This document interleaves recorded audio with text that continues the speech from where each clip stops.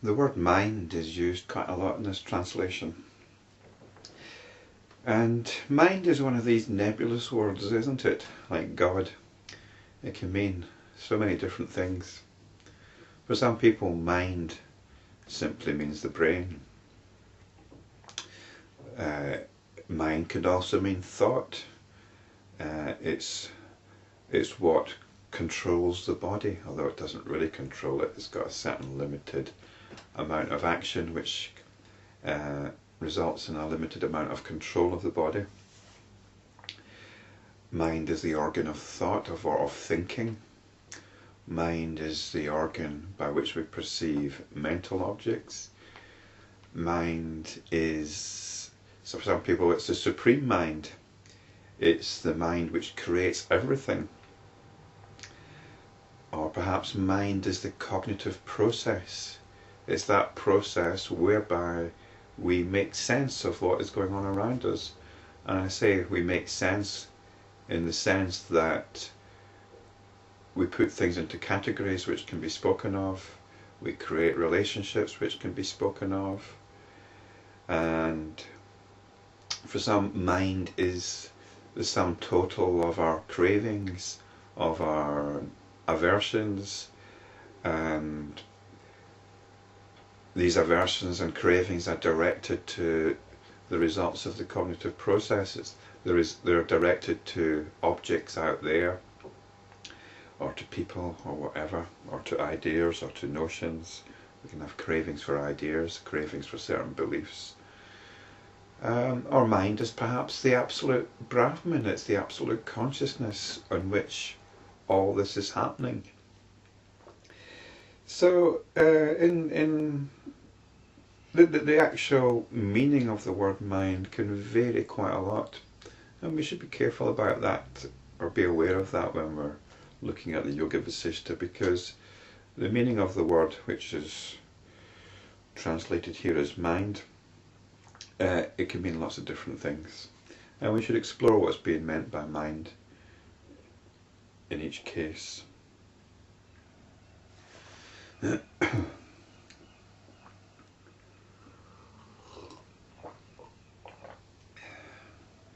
Vasistha continued. Towards whichever object the mind flows with intensity, in that it sees the fulfillment of its cravings. The cause of this movement in a particular direction is not obvious, like ripples on the surface of the ocean.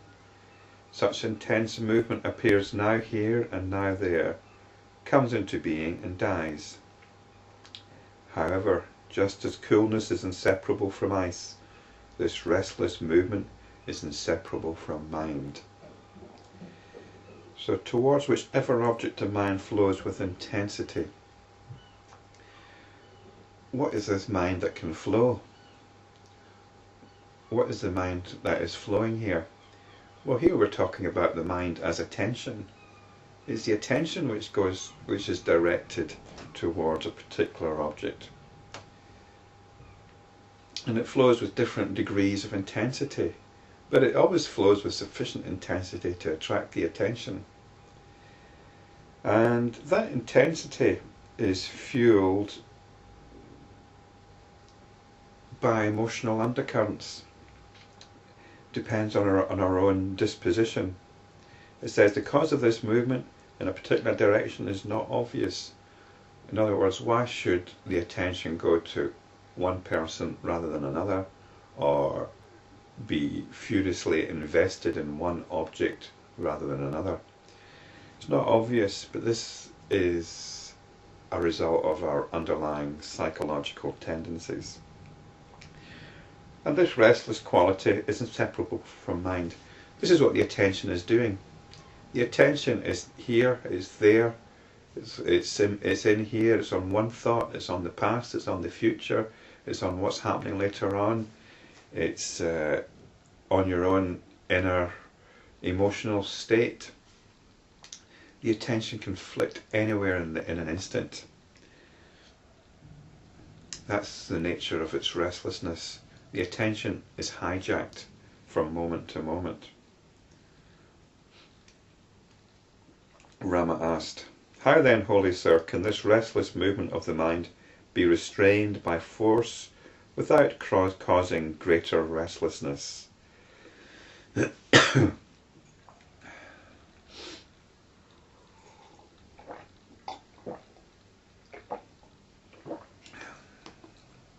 So when you try to restrain something which is restless, it can react against that restraint, can't it? It can react against that attempt to restraint. And some minds react even greater than others. Vasistha said, "Of course there is no mind without restlessness. Restlessness is the very nature of the mind. It is the work of this restlessness of the mind, based on the infinite consciousness, that appears as this world, O Ram. That is indeed the power of the mind." That restlessness here is in the form of what I call the cognitive process, by which everything is cognized. But when the mind is deprived of its restlessness, it is referred to as the dead mind, and that itself is penance, tapas, as also the verification of the scriptures and liberation. Well, it's talking about depriving the mind of its restlessness.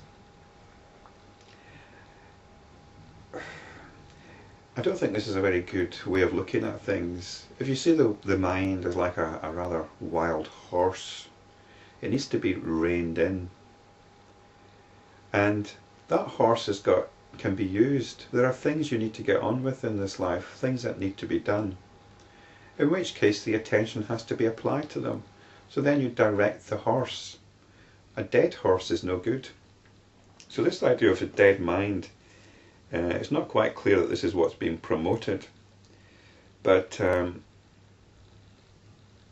it seems to be that this is what's being promoted when it says that itself is penance, also known as tapas. This is certain practices, usually ascetic practices, as also the verification of the scriptures and liberation. Perhaps momentarily we can say this is so. When the attention is pulled back in, when we're not allowing the attention to siphon off our sense of being into various notions and objects,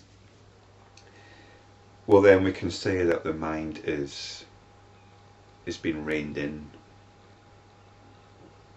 It's under control, but again I don't think it'd be appropriate to refer to it as a dead mind. It's been reined in. A reined in mind is what we want.